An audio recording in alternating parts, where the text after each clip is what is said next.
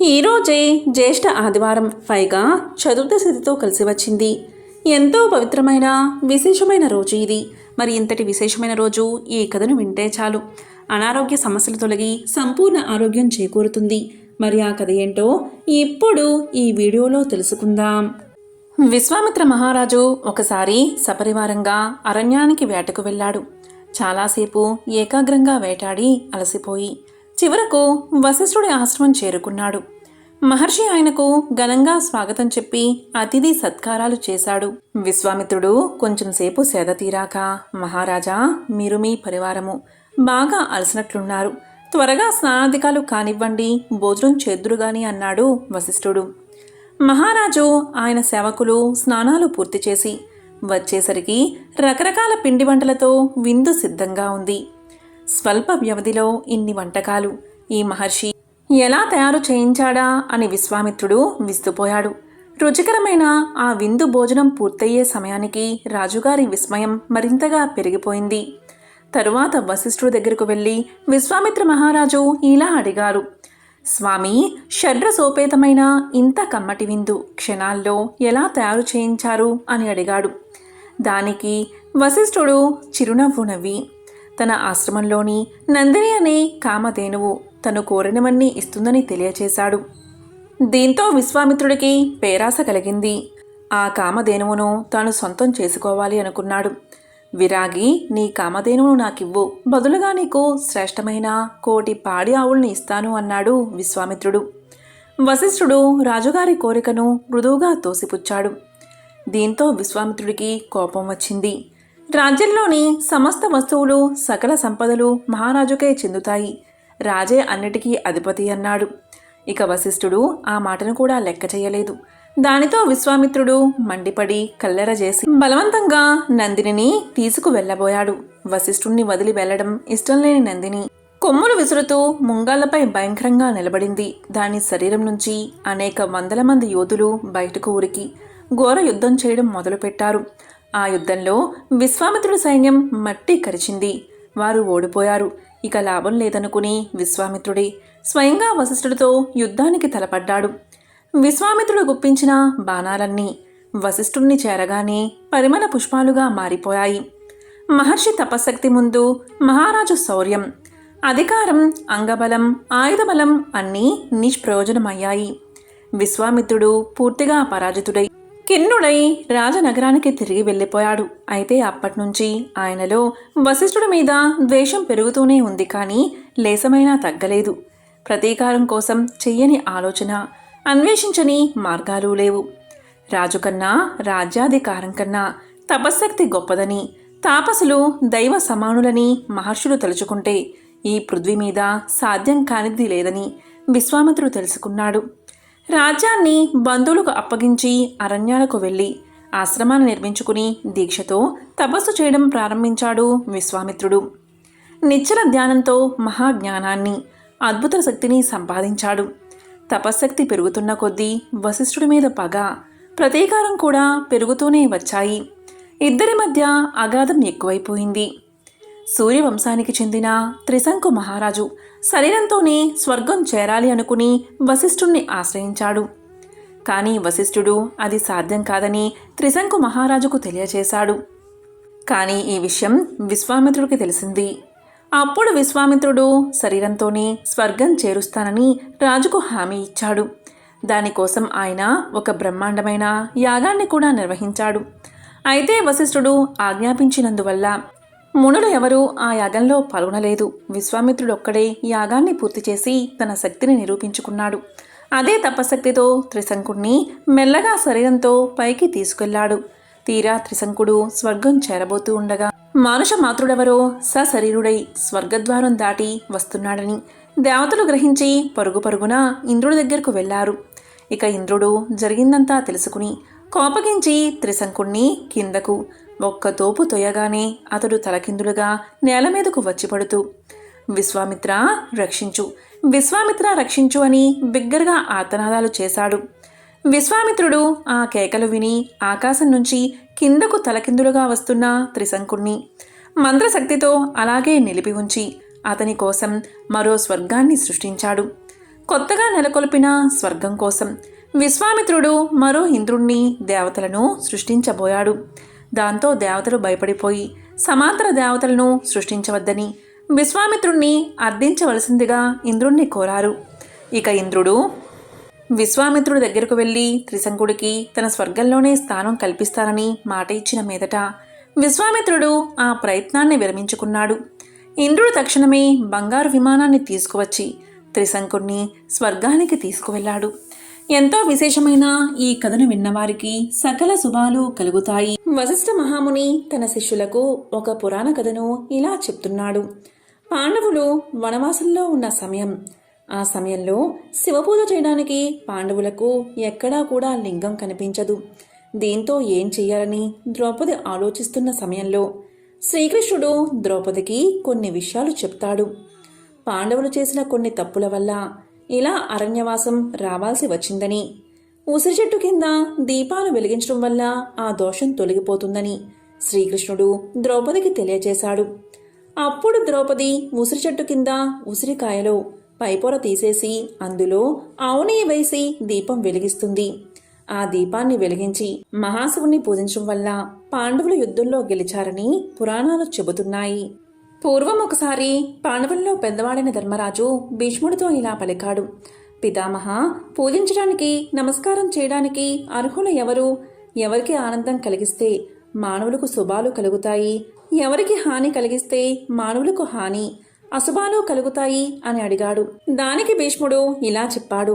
ధర్మనందన, ఈ లోకంలో పూజించడానికి అర్హులు బ్రాహ్మణులే. బ్రాహ్మణులకు హాని కలిగించినట్లయితే సాక్షాత్తు దేవేంద్రుడికి కూడా తిప్పలు తప్పవు. బ్రాహ్మణులు సంతోషిస్తే సకల శుభాలు కలగడం తథ్యం. బ్రాహ్మణులు ఈ లోకానికి ఆధారం. బ్రాహ్మణులు ధర్మానికి వారధి లాంటివారు. సకల శాస్త్రాలు వేదాంగాలు ప్రవచించడానికి అర్హులు బ్రాహ్మణులు మాత్రమే. విప్రులకు తపస్సు, సత్యవాక్కు ధనంతో సమానం.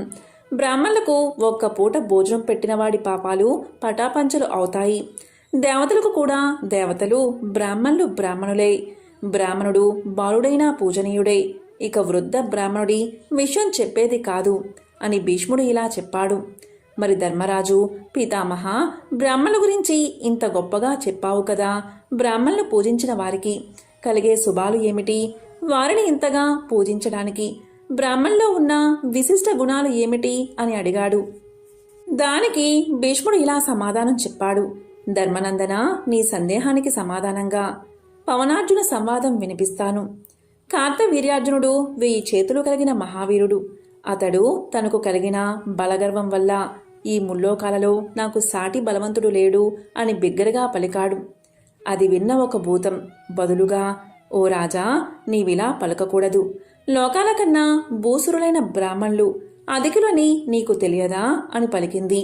అందుకు కార్తవీర్యార్జునుడు, బ్రాహ్మణులు రాజులను ఆశ్రయించుకుని జీవిస్తారు కదా, అలాంటి బ్రాహ్మణులు రాజుల కంటే అధికులు ఎలా అవుతారు? నాకు అనుగ్రహం వస్తే బ్రాహ్మణుల్ని ఆదరిస్తాను, కోపం వస్తే అందరినీ దండిస్తాను అని చెప్పాడు. ఆ మాటలకు ఆ భూతము మారు పలకక వెళ్ళిపోయింది.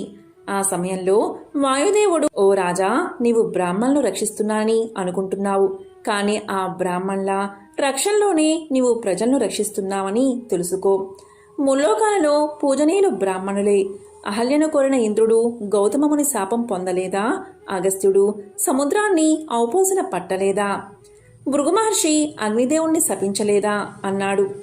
ఆ మాటలకు కార్తవీర్యార్జునుడు బదులు పలకలేదు.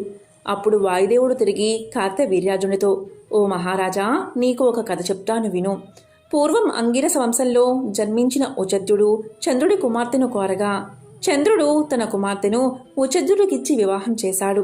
వారిద్దరూ ఆనందంగా జీవిస్తున్న తరుణంలో వరుణుడు చంద్రుడి కుమార్తె మీద కోరిక పెంచుకుని ఉచద్యుడు స్నానానికై నదీ తీరానికి వెళ్లిన తరుణంలో ఉచద్యుడి భార్యను అపహరించి తీసుకువెళ్లి తన అంతఃపురంలో ఉంచాడు. ఈ విషయం నారదుడికి తెలిసి ఉచద్యుడికి విషయం తెలిపాడు. ఇక ఉచద్యుడు దిక్కులకు అధిపతి అయిన వరుణుడికి పరుల భార్యల మీద మక్కువ పెంచుకోవడం తగదు. నీవు ఉచద్యుడి వద్దకు వెళ్ళి నేను ఇలా చెప్పానని చెప్పు అన్నాడు. నారదుడు ఈ విషయం వరుణుడికి చెప్పాడు. కానీ కామంతో కళ్ళు మూసుకుపోయిన వరుణుడు, నారదా, నీవు చెప్పినా సరే నేను ఉచద్యుణ్ణి భార్యని విడవను అని చెప్పాడు. ఇక నారదుడు ఉచద్యుని వద్దకు వెళ్ళి, ఉచద్య, వరుణుడి నా మాటను కూడా గౌరవించక నీ భార్యను వదలడానికి నిరాకరించడమే కాక నన్ను తన వారితో బయటకు గెంటించాడు. ఆ మాటలు విన్న ఉచద్యుడు ఆగ్రహించి సముద్ర జలాలను ఒక్కగొక్కలో పీల్చివేసి లోకాలను గడగడలాడించాడు. వరుణుడు కూడా గడగడలాడుతూ ఉచద్యుని భార్యను తీసుకువచ్చి అతనికి సమర్పించి తన్ని మన్నించమని వేడుకున్నాడు. కనుక రాజుల కంటే బ్రాహ్మణులు గొప్పవారు అని వాయుదేవుడు కార్తవీర్యార్జునుడికి చెప్పాడు. ఇక వాయుదేవుడు తిరిగి, పూర్వం దేవతలు రాక్షసుల చేతిలో ఓడిపోయి ఇక్కట్ల పాలైన తరుణంలో అగస్త్యుడు రాక్షసులను జయించి దేవతలను రక్షించాడు. మరొకసారి రాక్షసులు దేవతలను ఓడించి వారిని హింసల పాలు చేసిన తరుణంలో దేవతలు వశిష్ఠుడికి వెళ్లి మొరపెట్టుకున్నారు. ఇక వశిష్ఠుడు ఆగ్రహించి ఒక్క హుంకారం చేసి రాక్షసులను భస్మం చేశాడు. కనుక దేవతల కంటే కూడా బ్రాహ్మణులు గొప్పవారు అని వాయుదేవుడు చెప్పాడు. కార్తవీర్యార్జునుడు బదులు పలకలేదు. ఇక వాయుదేవుడు తిరిగి, ఒకసారి రాక్షసులకు దేవతలకు జరిగిన యుద్ధంలో రాహువు సూర్యచంద్రులను తన అస్త్ర ప్రయోగంతో మూర్ఛిల్లా చేశాడు. లోకాలన్నీ చీకట్లో మునిగిపోయాయి. రాక్షసులు దేవతలను తరిమికొట్టారు. వారు అద్రి మహామునికి మొరపెట్టుకోగా అద్రి మహాముని తన తపో మహిమతో సూర్యచంద్రుల మూర్ఛను పోగొట్టి లోకాలను కాంతివంతం చేసి రాక్షసులను నాశనం చేసి దేవతలను రక్షించాడు. కనుక బ్రాహ్మణులు ముల్లోకాలకు గొప్పవారు అని చెప్పాడు. వాయుదేవుడు ఇంకా ఇలా చెప్పాడు, ఓ కార్తవీర్యార్జున, ఒకసారి ఇంద్రుడు అశ్వినీ దేవతలకు సోమపానానికి అర్హత లేదని శాసించాడు. అప్పుడు అశ్వినీ దేవతలు చ్యవనుణ్ణి ఆశ్రయించారు. చ్యవనుడు అశ్వినీ దేవతలకు మేలు చేయడం కోసం ఇంద్రుడితో పగ తెచ్చుకున్నాడు. ఇంద్రుడు చ్యవనుణ్ణి చంపాలి అనుకున్నాడు. ఇంద్రుడు చ్యవనుడి మీదకు ఒక కొండను వజ్రాయుధాన్ని విసిరాడు.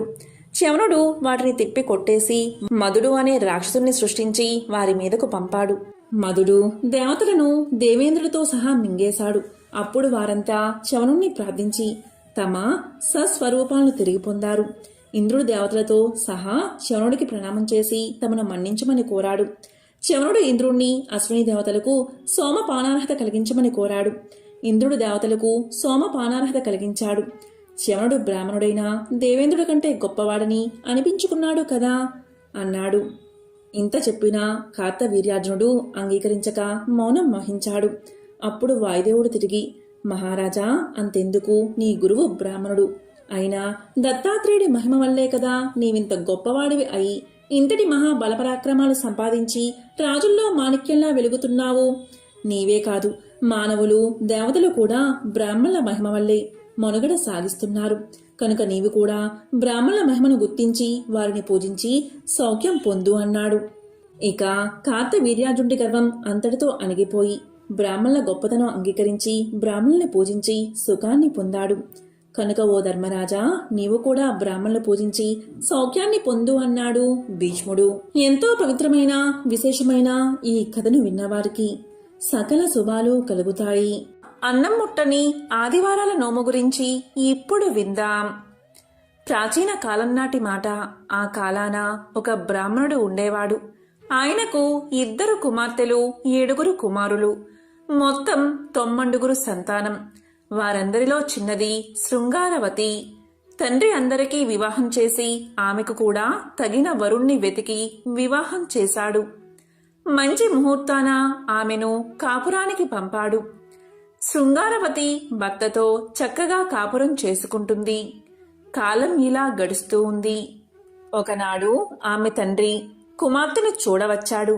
తన ఇంటికి వచ్చిన తండ్రిని ఆదరించి గౌరవించి కుశల ప్రశ్నలు అడిగి యోగక్షేమాలు తెలుసుకుని భోజనాలు అయ్యాక ఆ చిన్నది ఇలా పలికింది, నాన్నా, నా వివాహమై చాలా కాలం గడిచింది. అయినా కడుపు పండలేదు. కారణమేమిటో తెలియదు. నాకు సంతాన భాగ్యం లేదా? పిల్లలు పుట్టరా? సంతానం లేని స్త్రీజన్మ వృధా అంటారు, వ్యర్థము అంటారు. గొడ్రాలిగా జీవించాలేమో నేను అని విచారించి దుఃఖిస్తూ తన బాధను తండ్రికి వివరించి చెప్పింది. కుమార్తె గోడు విన్నాడు తండ్రి. చాలా బాధపడ్డాడు. ఆ తండ్రి వెంటనే సూర్యనారాయణమూర్తిని ప్రార్థించాడు.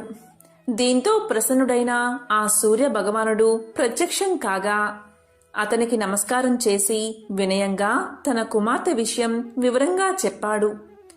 విన్న బాలభాస్కరుడు ఇలా పలికాడు. ఓ భక్తా, విచారించకు. ఉపాయం చెప్తాను, అలాగే చెయ్యి. తప్పకుండా నీ కూతురి కడుపు పండి సంతానం కలుగుతుంది. నీవు నేను చెప్పినట్లు సోమి దేవమ్మ దగ్గరకు వెళ్ళు. ఆమె 360 నోములు నోచిన పుణ్యాత్మురాలు. నీ కుమార్తె యొక్క విషయమంతా ఆమెకు చెప్పి ఉపాయాన్ని అడుగు. తప్పకుండా ఆమె నీకు ఉపాయం చెప్తుంది. అలా చెయ్యి అని చెప్పి సూర్యభగవానుడు అంతర్ధానమయ్యాడు. దీంతో బ్రాహ్మణుడు సంతోషించి పరమానంద భరితుడై ఆదిత్యుడు చెప్పిన విధంగా తాను తిన్నగా సోమి దేవమ్మ వద్దకు వెళ్లి తన కుమార్తె విషయం చెప్పి కడుపు పండే మార్గం చెప్పమని కోరాడు. అంతా విన్నది సోమి దేవమ్మ. ఆమె కడు పుణ్యాత్మురాలు, ధన్యాత్మురాలు, ఉపకారి, మంచి చేసే స్వభావం కలది. అందుచేత ఆమె చేసిన పుణ్యఫలం నుంచి పూర్ణఫలం ధారపోసింది. వ్రత విధానాన్ని వివరంగా చెప్పింది. దీంతో బ్రాహ్మణుడు సంతోషించి ఇంటికి వెళ్లి తన కుమార్తెను పిలిచి విషయమంతా వివరించి చెప్పి, అమ్మా, నీవు అన్నం ముట్టని ఆదివార వ్రతాన్ని ఆచరించు. దాంతో నీ కడుపు బండి సంతానం కలుగుతుంది అని కూతురికి తెలియచేశాడు. అంతా తండ్రి చెప్పిన ప్రకారం నోము నోచింది కూతురు. వ్రతఫలంగా ఆమె కడుపు పండింది, సంతానం కలిగినది, అభీష్టం నెరవేరినది. ఇదే అన్నం ముట్టని ఆదివారం నోము కదా. ఎంతో విశేషమైన ఈ కథను ఈ ఆదివారం రోజు విన్నా, చదివినా, చెప్పినా, వినిపించినా ఆ సూర్యనారాయణమూర్తి యొక్క సంపూర్ణ అనుగ్రహం మీకు కలుగుతుంది. ఇక ఆపదలేని ఆదివారపు నోము కథను ఇప్పుడు విందాం. పూర్వకాలం నాటి మాట. ఆ కాలాన ఒక బ్రాహ్మణుడు ఉండేవాడు. అతను బాగా ధనికుడు. సిరి సంపదలకు అతనుకు ఎటువంటి లోటు లేదు. సంతానానికి కూడా లోటు లేదు. చాలా మంచివాడు. స్వ పర భేదం లేకుండా అందరినీ ఆదుకునేవాడు. ఎవరికి ఏ ఆపద వచ్చినా ఆదుకునేవాడు. అందరికీ అందుబాటులో ఉండేవాడు. మంచి మనిషిని, మర్యాద గల బ్రాహ్మణుడని ప్రసిద్ధికెక్కాడు. మితిమీరిన దానాలు చేసేవాడు. ఎవరు ఏమైనా అడిగితే అది ఇచ్చేవాడు. లేదన్నదే లేదు ఆయన నోట. ఇలా కాలం గడుస్తుంది. కొంతకాలానికి అతడు నిరుపేదవాడయ్యాడు. సంపదలు హరించుకుపోయాయి. బాధలు ప్రారంభమయ్యాయి. సాయం అందిన వారే ముఖం చాటేశారు. ఎవరూ కూడా ఆ బ్రాహ్మణుణ్ణి ఆదుకోలేదు. అంతేకాదు, కీడు తలపెట్టారు కూడా. ఇబ్బందుల పాలు చేశారు. మంచికి మన్నన ఉండదు, మర్యాద ఉండదు. మంచివారికి వంచన తప్పదు. మోసం జరుగుతుంది, కుట్రలు జరుగుతాయి. అయినా ఎన్ని బాధలైనా సహించగలరు మంచివారు. కానీ మంచివారు మంచిగానే ఉండిపోతారు. పాపం ఒకనాడు ఆ బ్రాహ్మణుడు అష్ట ఐశ్వర్యాలతో తొలదిగినవాడు, కడు పేదవాడయ్యాడు. ఒకసారి ఆ బ్రాహ్మణుడి భార్య కర్మసాక్షి అయిన సూర్య భగవానుణ్ణి, ఓ ప్రభు, ఏమిటి ఈ వింత? నా భర్త 10 మందికి పెట్టాడే కాని ఎవరి వద్ద ఏం తీసుకోలేదే. అటువంటి మాకు ఏమిటి ఈ పరీక్ష? ఎందుకు ఈ దరిద్రం? ఏమిటి పేదరికం? మా లోపమేమిటి స్వామి అని శోకించసాగింది. అంతా ఆమె అంతరాత్మ ఇలా పలికింది. అమ్మా, విచారించకు, బాధపడకు. కష్టాలు కలకాలం ఉండవు. నీవు ఒక వ్రతాన్ని ఆచరించు. ఆ వ్రతం ఏంటి అంటావా? అదే ఆపదలేని ఆదివారపు వ్రతం. ఆ నోము నోచి చూడు. తప్పక నీకు మరలా ఏ లోటు ఉండదు అని ప్రబోధించింది. ఆ ఇల్లాలు ఆ విషయం భర్తకు వివరించి చెప్పింది. భర్త తప్పక ఆ వ్రతం ఆచరించమని పలికాడు. అంతేకాదు, అందుకు కావలసిన పదార్థాలు సిద్ధం చేయించాడు. ఆ ఇల్లాలు స్నానం చేసి శుచై శుభ్రంగా చక్కెర పొంగలు తయారు చేసి అరటి ఆకునందు ఉంచి మంచి ఆవు నెయ్యి వేసి సూర్యభగవానుడికి నైవేద్యం పెట్టింది. కన్నె ముత్తైదువుకు వాయినం ఇచ్చింది. ఈ విధంగా క్రమం తప్పకుండా వరుసగా విధి విధానంగా 12 ఆదివారాలు వ్రతాన్ని ఆచరించింది. తరువాత 13వ ఆదివారాన 26 మంది ముత్తైదువులకు పసుపు, కుంకుమ, రవికల గుడ్డలు, దక్షిణ తాంబూలాలు ఇచ్చి ఒక ముత్తైదువుకు, వాయనం ఇచ్చి ఉన్నంతలో కలిగినంతలో అందరికీ భోజనం పెట్టి సుఖంగా జీవించింది ఆ ఇల్లాలు. ఈ వ్రత కథను ఎవరైతే శ్రద్ధాభక్తులతో వింటారో వారికి ఇహమందు సుఖ సంతోషాలు, పరమందు మోక్షము సిద్ధిస్తాయి. ఇది ఋషులు చెప్పిన విషయం. ఈరోజు పుష్య ఆదివార వ్రతకథను వింటే చాలు ఎంతటి మహాపాపాలైనా తొలగిపోతాయి. ఒక ఊరిలో ఒక షావుకారు ఉండేవాడు. వారికి 2 కుమార్తెలు. అయితే కొన్ని రోజులకు ఆ 2 కుమార్తెలను కోటీశ్వరులకిచ్చి ఎంతో వైభవంగా వివాహం జరిపిస్తాడు షావుకారు. ఇలా కొన్ని రోజులు గడిచిన తర్వాత ఆ షావుకారికి ముసలితనం వచ్చి షావుకారు, అతని భార్య చనిపోయారు. అక్కా చెల్లెళ్ళు వేర్వేరు గ్రామాల్లో ఉండడం వల్ల, వాళ్ళు దూరంగా ఉండడం వల్ల కలుసుకోలేకపోయారు. ఇలా తల్లిదండ్రులు చనిపోయిన తర్వాత అక్కా చెల్లెళ్ళు దూరం అయిపోయారు. ఈ విధంగా కొంతకాలం గడిచిన తర్వాత అక్కా చెల్లెల్లో పెద్దదాని పరిస్థితి కడు బీదరికంగా మారిపోయింది. తిండి దొరకడానికి కూడా కష్టమైపోయింది. కానీ చెల్లెలు మాత్రం మరింత ధనవంతురాలిగా తయారవుతుంది. ఎందుకంటే ఆ తల్లిదండ్రులు చేసే పూజలు, వ్రతాలన్నీ ఆ చెల్లెలు మాత్రమే చేసేది. కాని అక్క మాత్రం ఒక్క పూజైనా, ఒక్క వ్రతమైనా చేసి ఎరగదు. దీనివల్లే ఆమె పరిస్థితి చాలా బాధగా, దయనీయంగా మారిపోయింది. చెల్లెలు మాత్రం పుష్యమాసంలోని అన్ని ఆదివారాలు, అంటే పుష్య ఆదివారాలు పవిత్రమైన సూర్య భగవానుణ్ణి భక్తి శ్రద్ధలతో ఆరాధించేది. ఒక పూట భోజనం మాత్రమే చేసేది. సూర్యుడు అస్తమించక ముందే సాయంత్రం అల్పాహారం తిని ఇలా పుష్య ఆదివార వ్రతాన్ని ఆచరిస్తూ ఉండేది. ఇలా చేయడం వల్ల ఆమె ఎంతో సంతోషంగా, ఆరోగ్యాలతో తన కుటుంబంతో సుఖంగా జీవించేది. కాని అక్క మాత్రం పూజలు, వ్రతాలు ఆచరించకపోవడం వల్ల ఆమె పరిస్థితి చాలా పేదరికంగా మారిపోయింది. తినడానికి ఒక్క మెతుకు కూడా లభించలేనంత పరిస్థితి. ఇలా గడిచాక కొన్ని రోజులకు అక్కకు 4 కొడుకులు ఉన్నారు. వాళ్ళు తల్లితో ఇలా పలికారు, చూడమ్మా, మనకు తినడానికి తిండి కూడా లేదు కదా. మరి తాత, అమ్మమ్మలు చనిపోయాక మనకెవరైనా ఉన్నారా? నీకు తోబట్టువులు ఎవరైనా ఉన్నారా అని అడిగారు. అప్పుడు ఆమె ఇలా చెప్తుంది, అవును బాబు, మీకు పిన్ని ఉంది. కాని ఆమె ఎక్కడ ఉందో ఆమె ఆచూకీ మాత్రం నాకు తెలియదు అని సమాధానం చెప్తుంది.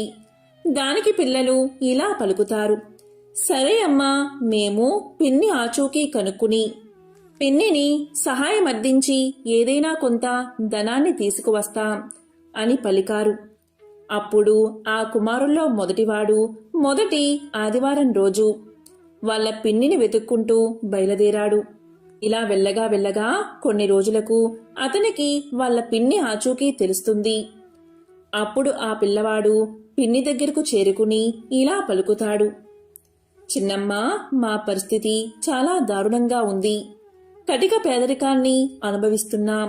మాకు తినడానికి తిండి కూడా లేదు అని తమ కథనంతా తెలియచేశాడు.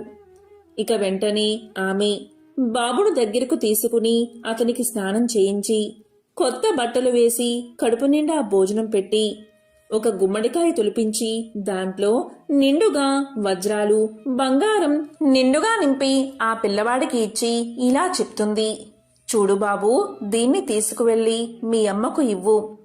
దారిలో ఎక్కడా కూడా దీన్ని మర్చిపోకు, ఎవరికీ ఇవ్వకు, దీన్ని ఎక్కడా పెట్టకు అని చెప్పి పంపిస్తుంది. ఇక ఆ పిల్లవాడు సరే చిన్నమ్మ, వెళ్ళి వస్తాను అని చెప్పి ఆ గుమ్మడికాయ తీసుకుని తన నెత్తిమీద పెట్టుకుని వెళ్తూ ఉంటాడు.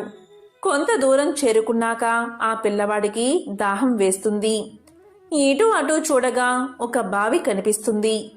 ఇక బావి దగ్గరకు వచ్చి దాహం తీర్చుకుందామని ఆ గుమ్మడికాయను బావి మీద పెట్టి బావిలో నుంచి నీళ్లు చేద్దామని చూసేసరికి పైన ఆకాశంలో ఒక గద్ద తిరుగుతూ కనిపిస్తుంది. ఆ గద్ద ఆ గుమ్మడికాయను చూసి దాన్ని ఎత్తుకుపోతుంది. దాంతో పిల్లవాడు, అయ్యో, నా గుమ్మడికాయ గద్ద ఎత్తుకుపోతుంది అని బోరున విలపిస్తాడు. అలా ఏడుస్తూ ఏడుస్తూ ఇంటికి చేరుకుంటాడు. ఇంటికి వచ్చాక జరిగిన విషయమంతా తల్లికి చెప్తాడు. అది విని వాళ్ళమ్మ ఇలా పలుకుతుంది. సరే నానా, మనకు చిన్నమ్మ ఆచూకీ అయితే తెలిసింది కదా. ఆ గుమ్మడికాయను గద్ద ఎత్తుకుపోతే మనం ఏం చేస్తాం? పోతే పోయిందిలే, బాధపడుకు అని కుమారుణ్ణి దగ్గరికి తీసుకుంది తల్లి. ఇలా కొన్ని రోజులకు మళ్లీ పుష్యమాసం 2వ ఆదివారం వచ్చింది. ఆ 2వ ఆదివారం రోజున 2వ కుమారుడు ఇలా పలుకుతాడు. అమ్మా, మొదటి వారం అన్నయ్య వెళ్ళాడు కదా, నేను ఈ వారం పిన్ని దగ్గరకు వెళ్లి కొంత ధనాన్ని తీసుకువస్తాను అని పలికాడు. దానికి తల్లి సరే బాబు వెళ్ళిరా అని కుమారుణ్ణి పంపుతుంది. ఇక 2వ కుమారుడు వెళ్లి వాళ్ళ చిన్నమ్మతో ఇలా పలుకుతాడు. చిన్నమ్మ, నేను మీ అక్కగారి 2వ కుమారుణ్ణి. మా పరిస్థితి ఏమీ అస్సలు బాగోలేదు అని జరిగిన విషయమంతా తెలియచేస్తాడు. అప్పుడు చిన్నమ్మ, అవునా బాబు, ఎంత కష్టం వచ్చింది మీకు అని లోపలికి ఆ బాబును తీసుకువెళ్లి అతనికి స్నానం చేయించి కొత్త బట్టలు వేసి కడుపు నిండా భోజనం పెట్టి ఒక కట్టెను తీసుకువస్తుంది. ఆ కట్టెలో వజ్రాలు బంగారాన్ని నింపి ఆ కట్టెను ఎవరికీ ఇవ్వవద్దని ఆ పిల్లవాడితో తెలియచేస్తుంది. దీన్ని నేరుగా మీ అమ్మకే ఇవ్వు అని ఆ పిల్లవాణ్ణి పంపిస్తుంది. ఆ పిల్లవాడు దారిలో వస్తూ ఉండగా మేకలు కాసేవాళ్లు ఏం చేశారు అంటే ఆ కట్టె మాది అంటే కాదు మాది అని లాక్కుని పోయారు. ఇక ఆ పిల్లవాడు ఏడ్చుకుంటూ ఇంటికి చేరుకున్నాడు. ఇంటికి చేరిన తర్వాత జరిగిన విషయమంతా అమ్మకు చెప్పి బోరున విలపిస్తాడు. ఇక తల్లి ఇలా పలుకుతుంది. పోనీలే బాబు, బాధపడకు, మనకు అదృష్టం లేదులే అని పలుకుతుంది. దాంతో ఆ రోజంతా అందరూ ఉపవాసమున్నారు. ఇంకా కొన్ని రోజులు గడిచాక 3వ పుష్య ఆదివారం వచ్చింది. ఇక ఈ రోజు 3వ పిల్లవాడు వచ్చి తల్లితో ఇలా పలుకుతాడు. అమ్మా, ఈసారి నేను వెళ్తాను. చిన్నమ్మ దగ్గరకు వెళ్లి జరిగిందంతా చెప్పి ఆమెను సహాయం అడిగి కొంత ధనాన్ని తీసుకువస్తాను అని చెప్పగా తల్లి అతన్ని సాగనంపుతుంది. ఇక ఆ పిల్లవాడు తన చిన్నమ్మ ఇంటికి చేరుకోగానే జరిగిన విషయాన్నంతా చిన్నమ్మకు తెలియచేస్తాడు. దాంతో చిన్నమ్మ ఎంతో బాధపడి ఆ పిల్లవాణ్ణి లోపలికి తీసుకువెళ్లి స్నానం చేయించి కొత్త బట్టలు వేసి కడుపు నిండా అన్నం పెట్టి ఒక చెప్పుల జత తొలిపించి లోపల బంగారం వజ్రాలు నింపి ఆ చెప్పుల జతను బాబుకు ఇచ్చి ఇలా పలుకుతుంది. చూడు బాబు, ఈ చెప్పుల జత తీసుకెళ్లి మీ అమ్మకే ఇవ్వు. ఎక్కడా వీటిని మర్చిపోవద్దు, జాగ్రత్తగా తీసుకెళ్లు సుమా అని పలుకుతుంది. దాంతో అతను ఆ చిన్నమ్మ దగ్గర సెలవు తీసుకుని ఇంటిదారి పడతాడు. ఇలా వెళ్తూ ఉండగా బాగా వర్షం కురుస్తుంది. ఆ వర్షం కారణంగా చెప్పుల జత పొరపాటున ఊబిలో పడిపోతాయి. ఇక చేసేది లేక ఉట్టి చేతులతో 3వ వాడు ఇంటికి చేరుకుంటాడు. ఇంటికి వెళ్లి జరిగిందంతా తల్లికి తెలియచేసి బోరున విలపిస్తాడు. దాంతో తల్లి ఇలా అంటుంది. చూడు నాయనా, బాధపడకు, మనకు ఇంతే రాసిపెట్టి ఉందేమో, బాధపడుకు అని ఓదారుస్తుంది. ఇక ఆ రోజు కూడా అలాగే ఏమీ తినకుండా ఉపవాసంగా ఉండిపోతారు. ఇలా ఉండగా కొన్ని రోజులకు పుష్యమాసం 4వ ఆదివారం వచ్చింది. ఇక ఆ రోజు 4వ కుమారుడు ఇలా పలుకుతాడు. అమ్మా, 3 అన్నలు వెళ్లారు కాని ఏమీ ఉపయోగం లేదు కదా. ఈ వారం నేను చిన్నమ్మ ఇంటికి వెళ్లి డబ్బులు తీసుకువస్తాను అని పలుకుతాడు. దానికి తల్లి సరే బాబు వెళ్ళిరా అని సాగనంపుతుంది. ఇక చిన్నవాడు చిన్నమ్మ దగ్గరకు వెళ్లి జరిగిన విషయమంతా వివరించి చెప్పాడు. చిన్నమ్మ, నీవు ఇచ్చిన వస్తువు ఒక్కటి కూడా ఇంటికి రాలేదు అని చెప్పగా చిన్నమ్మ ఎంతో బాధపడి ఆ బాబుకి స్నానం చేయించి కొత్త బట్టలు వేసి కడుపు నిండా అన్నం పెట్టి ఒక పెట్టెను ఆ చిన్నవాడికి ఇస్తుంది. ఆ పెట్టెలో వజ్రాలు వైడూర్యాలు వేసి ఇస్తుంది. ఆమె ఇలా చెప్తుంది. చూడు బాబు, నువ్వైనా జాగ్రత్తగా ఉండు. దీన్ని ఎవ్వరికీ ఇవ్వకు, ఎక్కడా పెట్టకు, నేరుగా నీ తల్లికే ఇవ్వి అని చెప్పి ఆ బాబును సాగనంపుతుంది. ఇక ఆ పిల్లవాడు ఇంటిదారి పట్టి వెళ్తూ వెళ్తూ ఉండగా ఆ పిల్లవాడికి కూడా దాహం వేస్తుంది. దాంతో ఆ పిల్లవాడు బావి దగ్గరకు చేరుకుని ఆ అల్పాహార పెట్టెను బావి మీద పెట్టి నీళ్లు తోడ్డానికి ఉద్రిక్తుడు అవుతూ ఉండగా పొరపాటున చేయి తగిలి ఆ పెట్టె బావిలో పడిపోతుంది. ఇక చిన్నవాడు కూడా చేసేది లేక ఏడుస్తూ ఇంటి ముఖం పట్టాడు. జరిగిన విషయమంతా తల్లికి తెలియచేశాడు. దీంతో ఆమె బాధపడుకు నాయనా, మనకు ఇదే ప్రాప్తం అని ఓదార్చింది. ఇక 4వ పుష్యమాసం ఆదివారం రోజు కూడా అందరూ ఉపవాసం ఉన్నారు. ఇలా కొన్ని రోజులు గడిచాక మరొక ఆదివారం వచ్చింది. అప్పుడు తల్లి పిల్లలతో ఇలా పలుకుతుంది. ఇక ఈ ఆదివారం రోజు నేను నేరుగా మా చెల్లెలి ఇంటికి వెళ్లి వస్తాను, సహాయం అర్థిస్తాను అని చెప్పగా పిల్లలు ఒప్పుకున్నారు. వెంటనే ఆమె తన చెల్లెలి ఇంటికి చేరుకుని జరిగిందంతా చెప్పి ఎంతో బాధపడుతుంది. వెంటనే చెల్లి ఇలా పలుకుతుంది.